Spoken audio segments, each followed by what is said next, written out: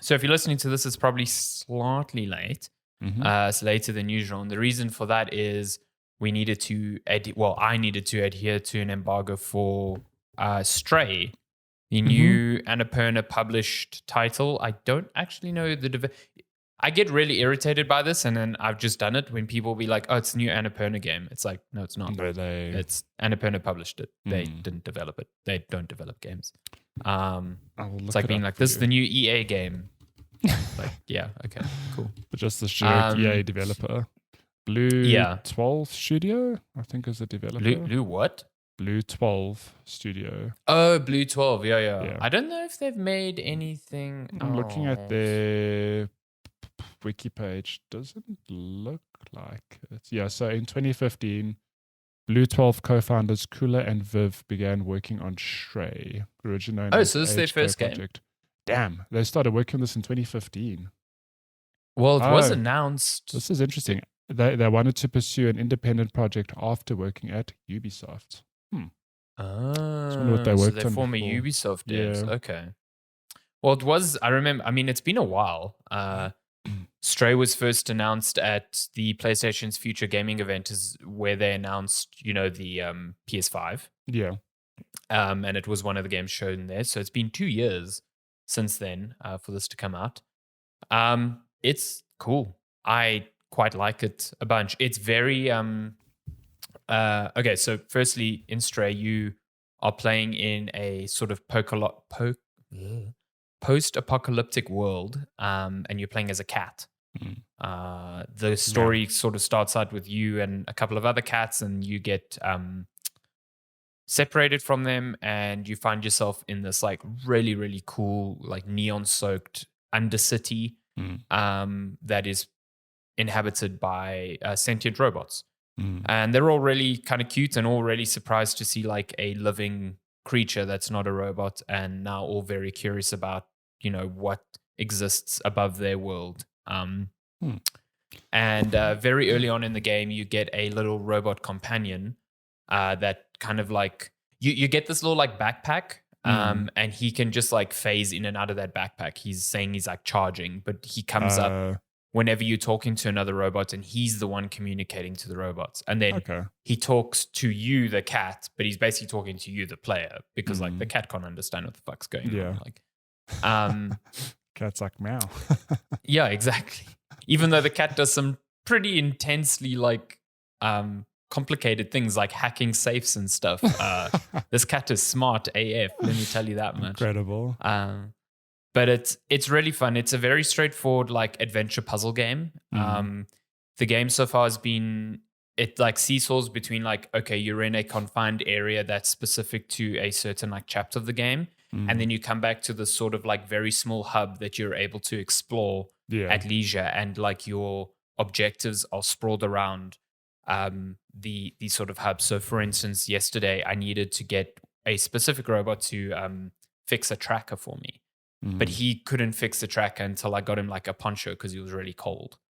And I couldn't get the poncho from the robot that created the ponchos because I needed something else. So I needed to like roam around and complete like a sort of like scavenger hunt thing and get all the items. And then and then before that, like when I was in the hub, I had to go to 4 specific places that were demarcated with like an icon and fetch like 4 journals to complete like this message. Stuff like that. It's very cool. And like I said, it's straightforward. The puzzles are pretty simple. It's sort of like you're in a room, you need to find like a code to a door, or you need to find batteries to power a thing so that you can like open a door, or you need to depower a fan so you can get into a place. Stuff like that. I've never like sat there and been like, fuck, I do not know what to do. Yeah.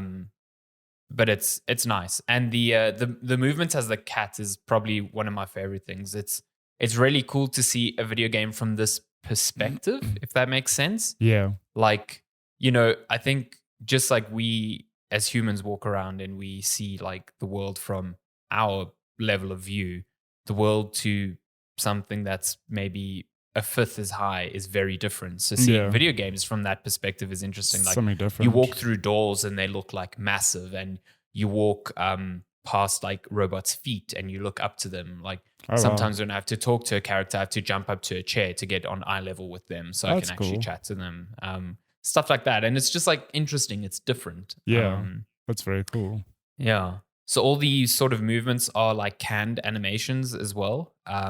You don't have like a dedicated jump button. You're not like jumping like Crash Bandicoot, like when you press A, you jump. Instead, when you roam around, you'll see the A button. I'm playing on PC with a controller, but you'll see like the A button pop up on surfaces that you can jump to. And then when you press A, the cat will like make the leap there. And then you're in control again when you get on there. So it makes the animations look very, very fluid. Yeah. And then I think it keeps the game from being silly where you're just jumping like stupidly and not getting jumps correct and whatever. It's like it's very strict about where you can go as the cat. Yeah.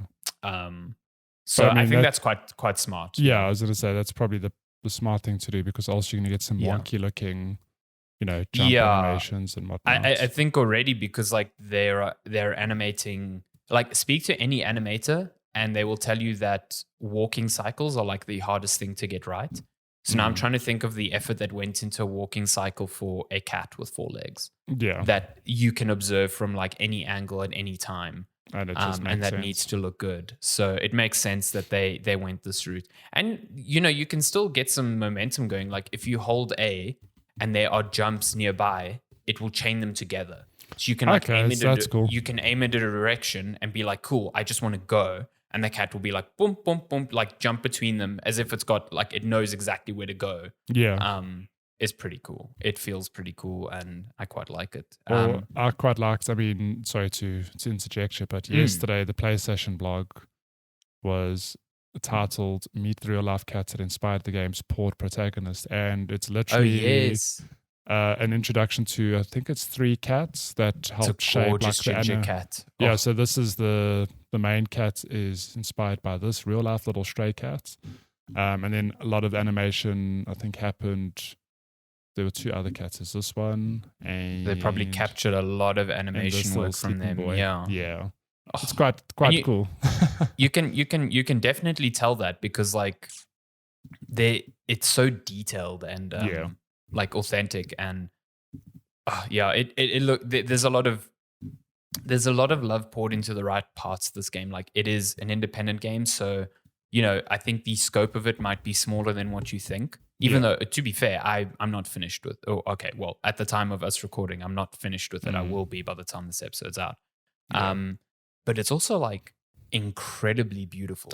I was going to say, I think that was the draw card for a lot of people. So like, of course, game about a cat, generate hype, but it's also the fact that like, damn, this game looks really fantastic. Good. This neon city is kind of lifelike in some ways. Like it's drawing from familiar themes like cyberpunk and post-apocalyptic worlds and stuff, but it's got its own vibe. Like the robots you find are like bipedal humans, but they all look like they're wearing like sort of miniature CRT monitors as heads, and they've all got cool. All of them like emote in very different ways on the screens. Like they change color and they change their expression based on how they're talking to you. Yeah, and it's got a really cool presentation in that way. And then when you're walking through the streets of the slum, like the water on the floor and the neon signs and all the reflections, it looks really good, like really, really good. And the cat is really nicely detailed. And I genuinely think it looks pretty phenomenal. So yeah, I mean, haven't played the game just from trailers though. I've gone like, yeah, it's real. Does it have a photo mode? Because that would be a missed opportunity if it doesn't. I don't think so. Oh, no.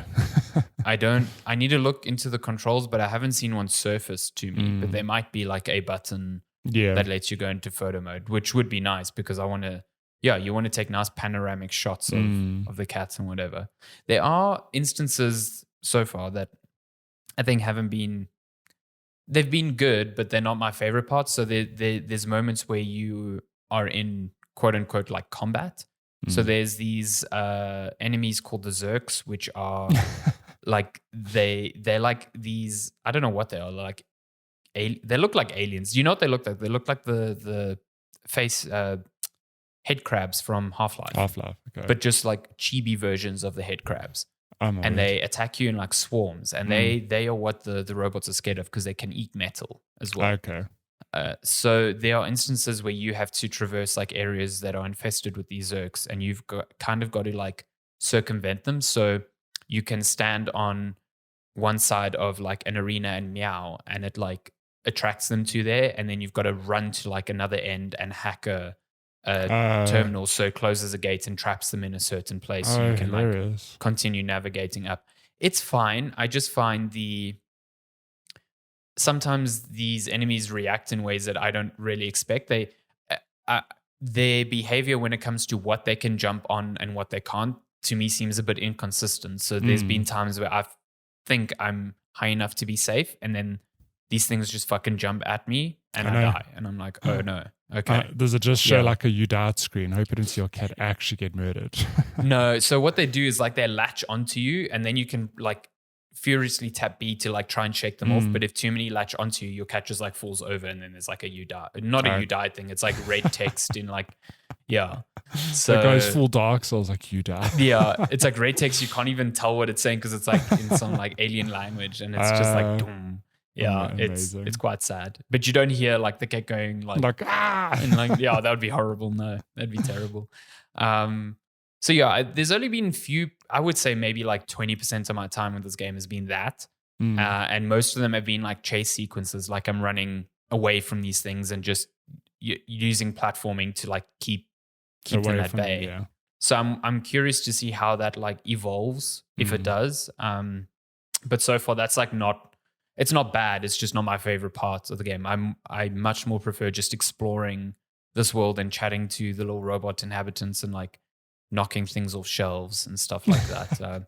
There's even a mechanic, and it's even part of some of the puzzle solving. Like at first I was like, oh, this is just a fun gimmick, but you can, on certain surfaces, you can press Y, and then you can like tap your triggers to do like the whole like clawing, you know, like when cats are like sharpening their claws and stuff.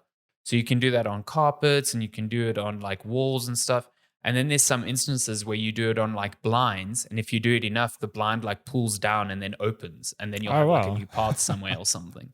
Amazing. And then sometimes like mission objectives are actually hidden in boxes that you need to go up on a shelf and knock off so that you can get it. Like it's real cute. So every time Lupin knocks a glass off the table, he's just like, I just want my next objective. Like, exactly. He's following that waypoint mark. Oh, that's a good point as well, actually. There's no objective markers. There's no map. There's no overworld map. You kind of need to focus on what people are asking you for and take the hints that they give you to like kind of complete your objectives. So like yesterday, that robot I told you who wanted like a poncho.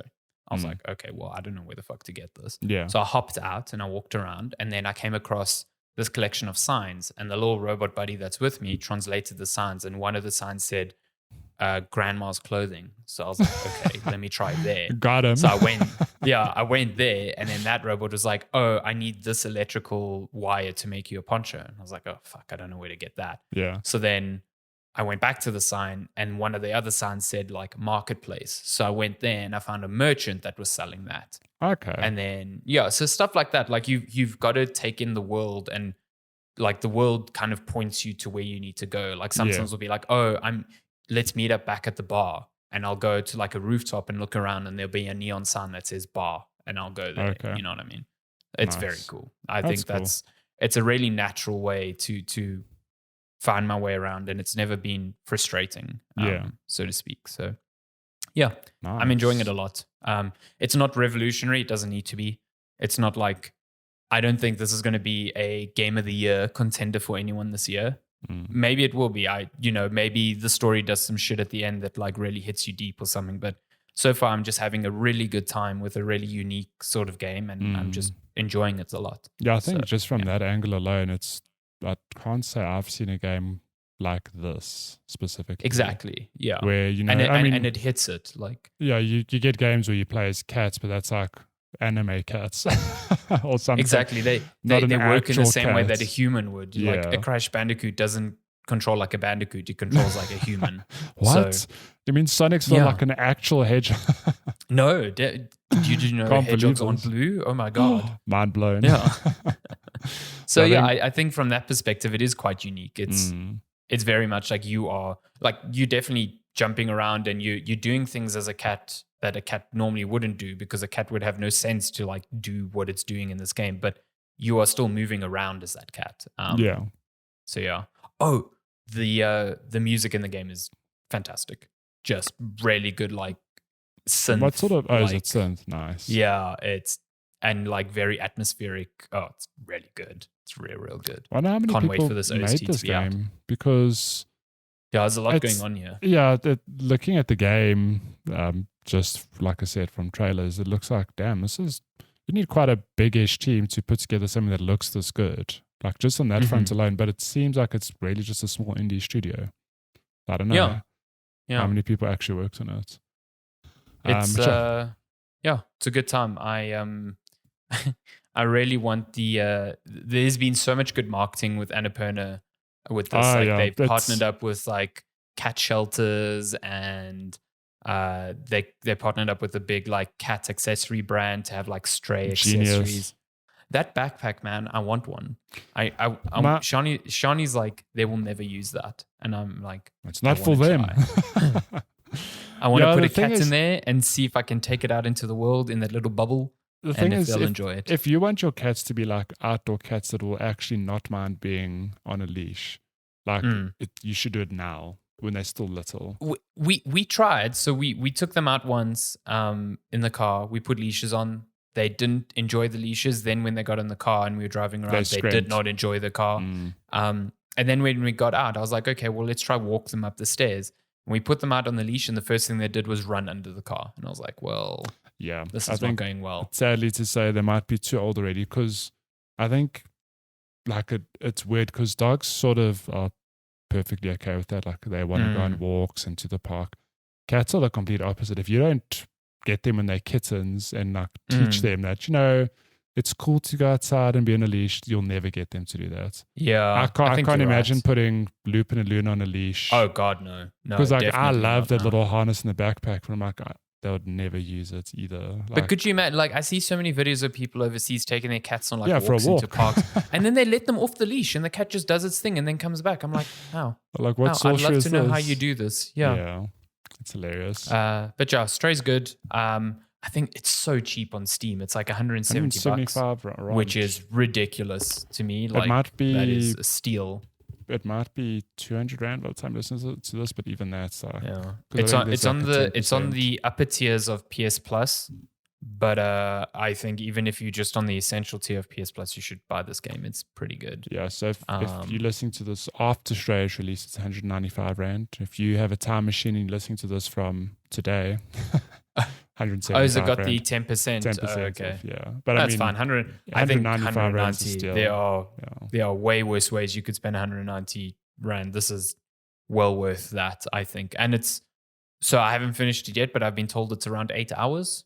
I've played it for about three to 4 now. And had a good time. Just living your best life. Yeah. Living my best cat life. So I have open back earphones, as you can see. So that means sound noise comes out. Yeah. My cats go fucking mental when I play this Really? game because they hear me meow and they're like, where's that coming from?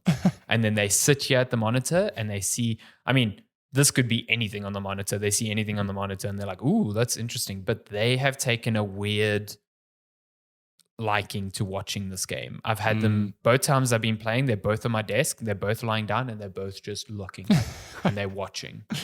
Because to us, we just hear meow, intent. but to them, the cat is like, help me. Yeah. Help, I'm stuck in here. I'm stuck. And every now and then Toby pauses the monitor. He's like, I'm trying. My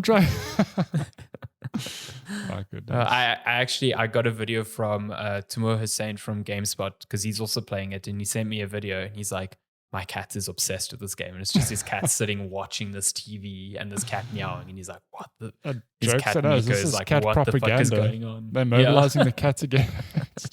It's actually there's like messaging in there like, kill your humans while you're asleep. Like, yeah, used to be in the other Just room. put your paw on the jugular. It's okay. Put your paw in their mouth and other on their nose. Yeah. It's okay. Just sleep. My God, imagine. Yeah, Stray's good. I can't wait for you to play it because I think you're going to Yeah, have a good I time with it. Yeah.